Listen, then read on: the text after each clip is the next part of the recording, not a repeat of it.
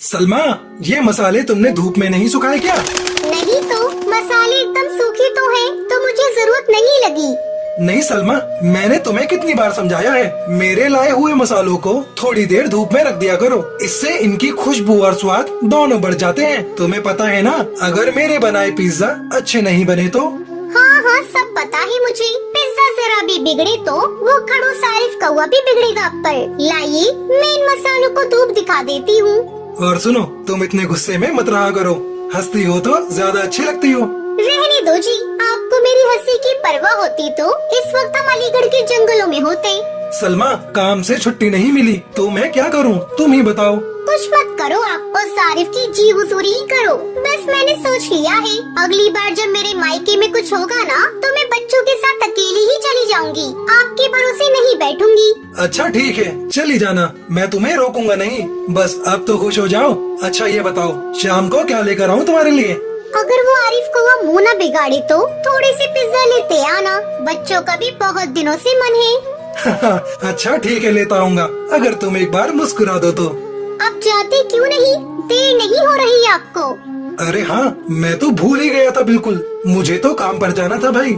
अब्दुल कबूतर और सलमा चिड़िया की निकाह को 1 साल हो चुका था और उनका एक बच्चा भी था, रिजवान। अब्दुल कबूतर शहर के छोटे से ढाबे में काम करता था। उसके हाथों में गजब का स्वाद था, खास तौर पर उसके हाथों से बने पिज्जा उस ढाबे की पहचान थे। शाम होते ही ढाबे के सामने पक्षियों की भीड़ जमा हो जाती थी और सभी की एक ही फरमाइश होती थी।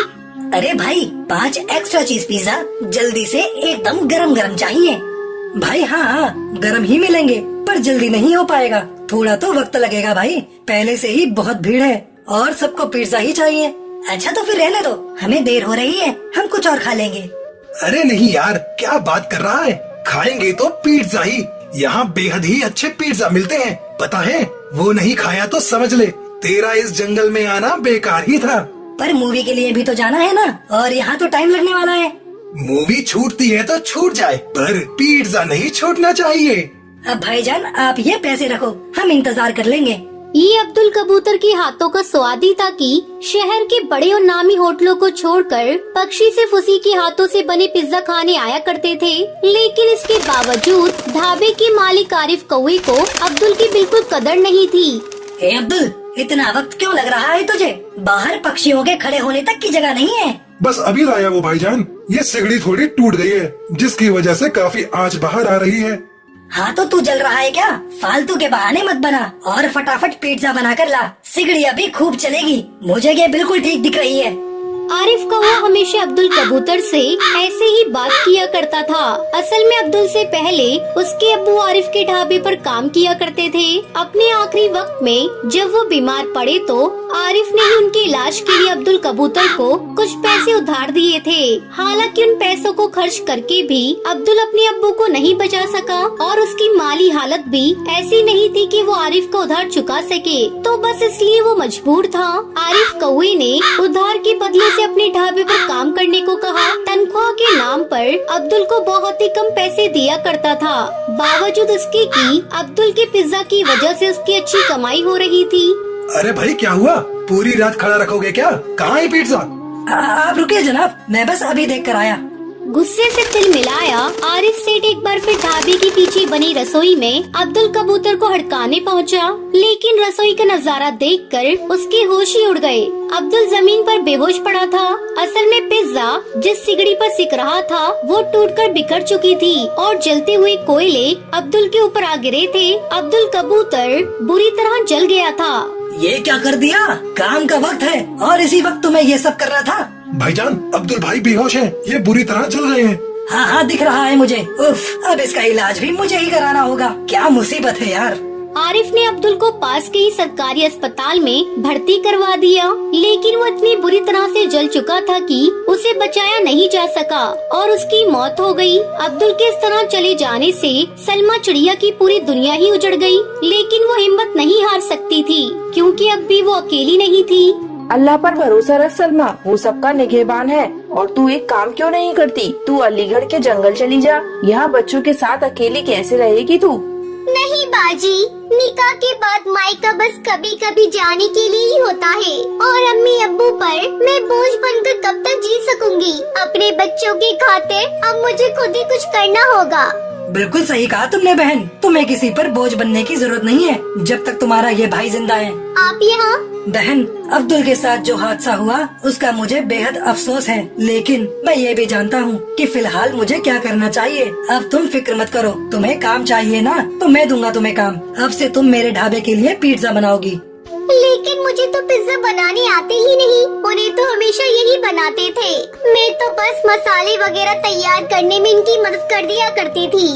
मत भूलो कि अल्लाह ने औरतों के हाथों को खास नियमत से नवाजा है और तुम तो अब्दुल की बीवी हो। मुझे भरोसा है कोशिश करोगी तो जरूर अब्दुल से भी बेहतर पिज्जा बना सकोगी।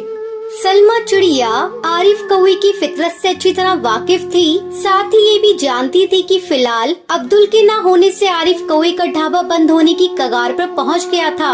यही वजह थी कि आरिफ इतना रहमदिल हो रहा था, लेकिन सच ये भी था कि फिलहाल सलमा को भी काम की सख्त जरूरत थी। उसने आरिफ की बात मान ली और उसके ढाबे पर काम करने लगी। आप तो ये एकदम बकवास है, इसमें तो बिल्कुल चीज ही नहीं है और स्वाद भी बिल्कुल बेकार है। माफ करना बहन, वो मैं अभी कोशिश कर रही हूँ। देखो सलमा, ये कोशिश वोशिश से काम नहीं चलेगा। मुझे बिल्कुल वैसे पिज्जा चाहिए जैसे अब्दुल बनाता था, और वो भी कल तक, समझी? वरना अपने लिए कहीं और काम ढूंढ लेना तुम। ये मेरा ढाबा है, कोई खैरात खाना नहीं जो मुफ्त की तनख्वाह बांटता रहूं। आरिफ कौवे की रहमदिली का मुखौटा उतरने लगा था, क्योंकि सलमा चिड़िया कई कोशिशों के बाद भी पिज्जा में वो स्वाद नहीं ला पा रही थी जिसके सब दीवाने थे।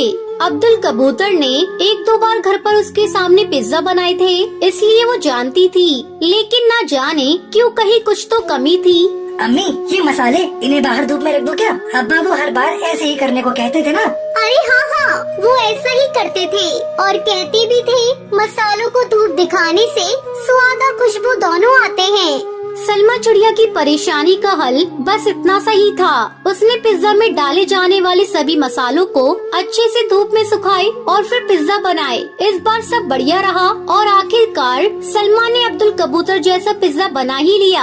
आरिफ का ढाबा एक बार चल निकला। कुछ ही दिनों में पहले की तरह भीड़ जमा होने लगी, लेकिन फिर भी अब सब कुछ पहले जैसा नहीं था।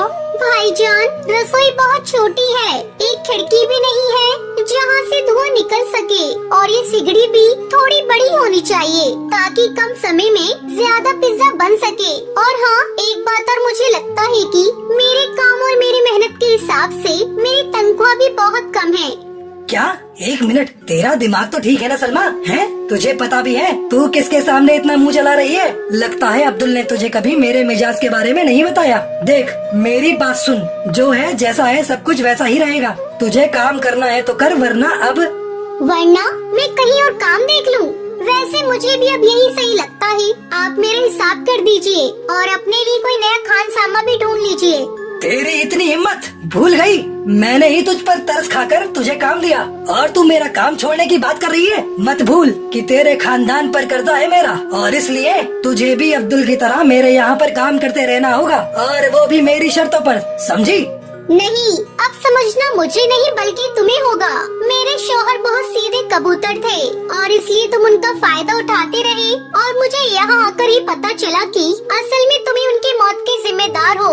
तुमने वो टूटी सिगड़ी सही वक्त पर बदलवा दी होती तो मेरे शौहर आज जिंदा होते। तो बात ये है कि तुम्हारा कर्जा तो गया भाड़ में। अगर सीधी तरह से मेरे बकाई पैसे मुझे नहीं दिए तो मैं यहाँ से सीधे पुलिस के पास जाऊंगी, समझे? सलमा चिड़िया के तेवर भी अलग थे और हालात भी। असल में उसने पहले से ही सब सोच रखा था। अब्दुल ने हमेशा खुद को आरिफ के एहसानों तले दबाए रखा, लेकिन सलमा वो अब आजाद थी, उसे बहुत कुछ करना था। सलमा अपना एक ढाबा खोल लेती है और अपना जीवन खुशी खुशी जीने लगती है।